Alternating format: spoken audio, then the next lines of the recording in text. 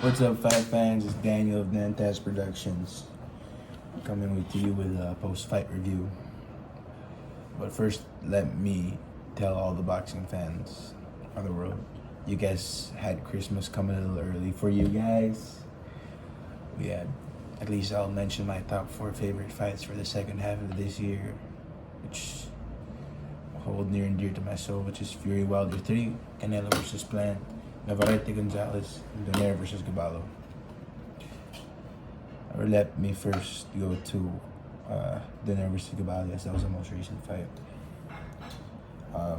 Donaire proved that he just wasn't ready to pass the torch just yet, and that age in this sport is nothing but a number.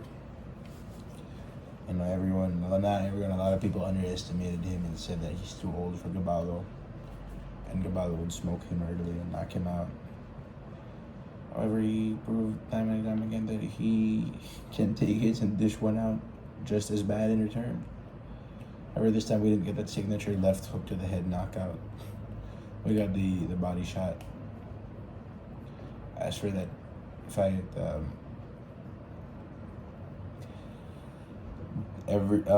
I thought the fight would go 7 rounds, because I did expect from Gaballo. Because Gaballo is a champion. He's another champion just like Nonito Donaire. He's a former WB interim, former WBC interim champion. So, you know, he does have the champion's heart, and he, you know, even if he only went 4 rounds, he still showed that he's got champion's heart. He just got tagged right on the body, and heck, even Manny Pacquiao got knocked out with a body shot. You know. And there's a lot of Filipino critics out there that are saying that he was a weak opponent, that Donaire was picking a weak opponent. But yeah, that's just far from the truth. There's mandatories that you have to face, or you're gonna get stripped of the belt.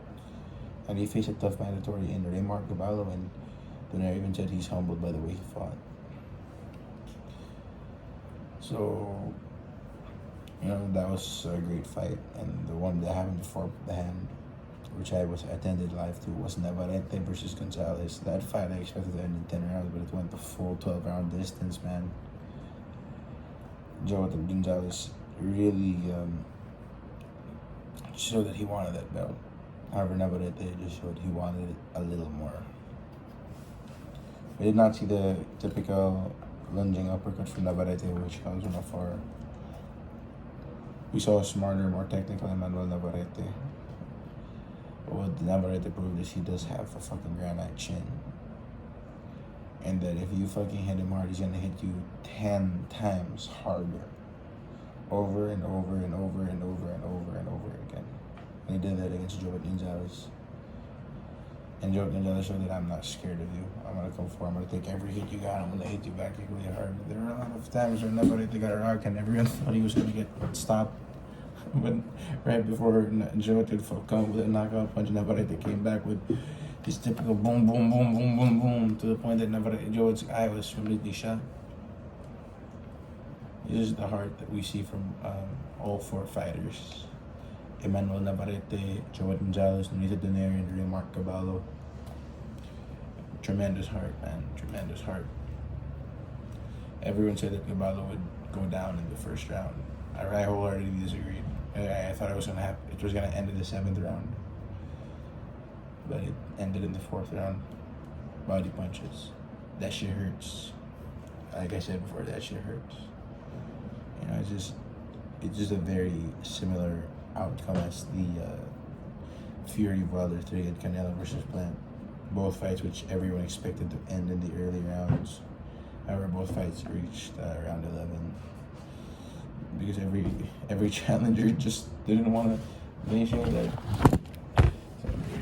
that if I'm gonna lose, you're gonna have to take my life. That's what those fighters showed. If I'm gonna lose this fight, you are going to have to take my life. And it was a never give up mentality for both challengers. Actually, all 4 challengers. And this is the second part of the year, but let's not shift away from my favorite fight of the year, which is Berchelt versus Valdez, because Valdez proved everybody wrong. Also, Valdez proved everyone wrong. Everyone said he was going to get stopped. He was the one that stopped Berchelt himself. Yeah. You know, that's all I gotta say. I'm grateful for boxing in 2022. How boxing and all the promoters still found a way to present boxing to the audience in the middle of a pandemic. So props to the promoters, first and foremost. And last but not least, personal shout out to Nonito Donaire.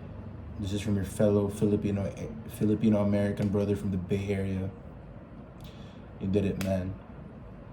And I fully support you all the way through as a fellow fighter. And I hope we can meet again. Love you, bro. All the best. Also, one last thing. I am a warrior. I walk with the gods.